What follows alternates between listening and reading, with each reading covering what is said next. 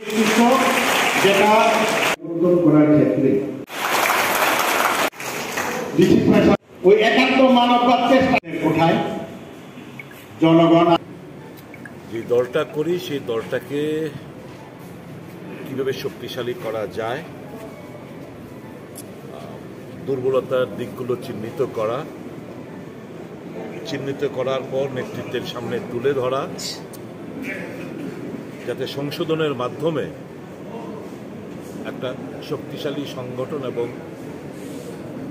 জনকল্যাণমুখী সরকার যারা জনগণের স্বার্থ সংশ্লিষ্ট ব্যাপারটাই প্রাধান্য দেবে, সেই দিকটা দল এবং সরকারের কাছে তুলে ধরার জন্যই এই দুর্বলতার দিকগুলো খুঁজে বের করে আমাদের তরফে কিছু নেতৃত্ব এই বার্তাটুকু সরকার এবং দলের কাছে পৌঁছে দেবে, সেই উদ্দেশ্য নিয়ে আজকে আমাদের এখানে বৈঠক। সমর্থকদের সুর কিন্তু অন্যরকম, ওরা কিন্তু চাইছে রাগ অভিমান বলবেই, রাগ যে পরিমাণ ক্ষোভ জন্মেছে প্রত্যেকের মনে সেটা বলবেই, এবং আমরা বলার জন্যই সুযোগ করে দিয়েছি।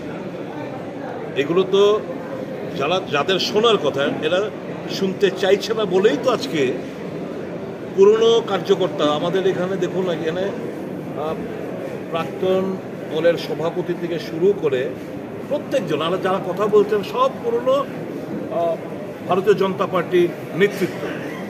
আমরা তো নতুন, কাজে এদের কথা শুনতে চাইছে না সরকার দল, তা আমরা শুনে এটার একটা সামারাইজ করে সরকার এবং দলের কাছে আমরা উপস্থাপন করব, যাতে করে সংশোধন আনা যায় দল এবং সরকারের।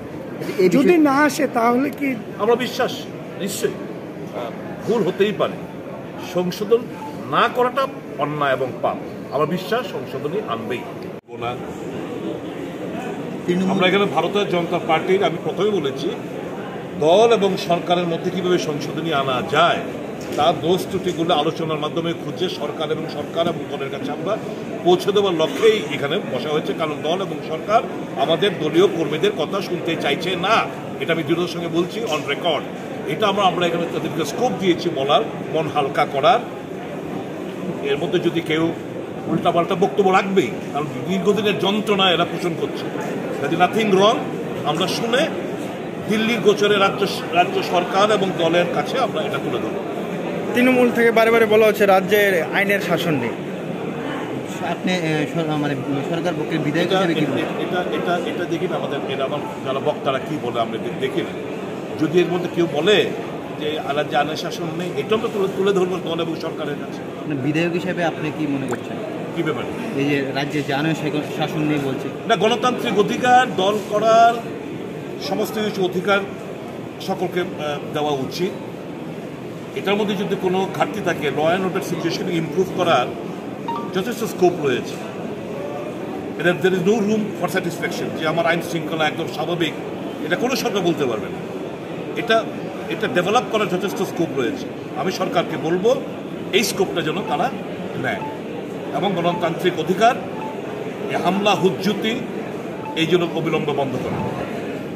যে দলের মানে পুরনো কার্যকর্তাদের কথাবার্তা শুনছে না দল, এটা আমরা বারংবার আমরা বলেছি, ওনারাও বলেছেন এক संसार में आपको बात करना चाहिए, सुनना चाहिए, घर घर जाना चाहिए, ওরা বলে যায়, কিন্তু এটা কার্যকরী ভূমিকা নেয় না বলেই আজকে আমরা এখানে মিটিং ডেকেছি।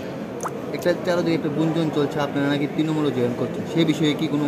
সেটা মানুষের ব্যাখ্যা, যেরকম আমি আগরতলা ছিলাম, পশ্চিমবাংলার টিভি চ্যানেলগুলোতে দেখিয়েছি, এই মাত্র প্লেন থেকে নামলেন, এই মাত্র কেউ অমুক সঙ্গে দেখা করতে যাবেন, তো এগুলো তো বলতেই পারে। That I do not react also, কারণ রিয়াক্ট করাটাই হচ্ছে দুর্বলতার লক্ষ্য। তো I am quite comfortable in the place where I am. Let's see, I have not seen the future, I am dealing with the present right.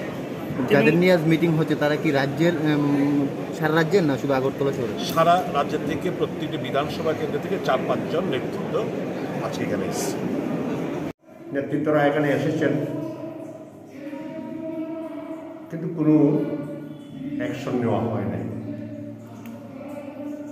Lastly গত 2 মাস আগে আমাদের সর্বভারতীয় সাধারণ সম্পাদক মাননীয় পিএল সন্তোষজি এই রাজ্যে এসেছিলেন।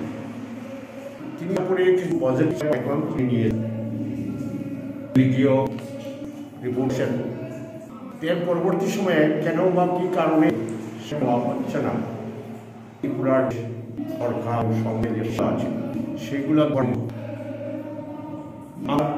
তারপরেও আমার ডিভিশনের মাননীয় বাবু রামপাল বিভিন্ন সময়ে দেখা করেছেন অথবা দেখে নিয়ে, কিন্তু সেটার কোনো ইঙ্গিত যারে অনেক বন্ধুরা যারা রাজ্যে ছড়িয়ে আছে তারা হতাশা হচ্ছে।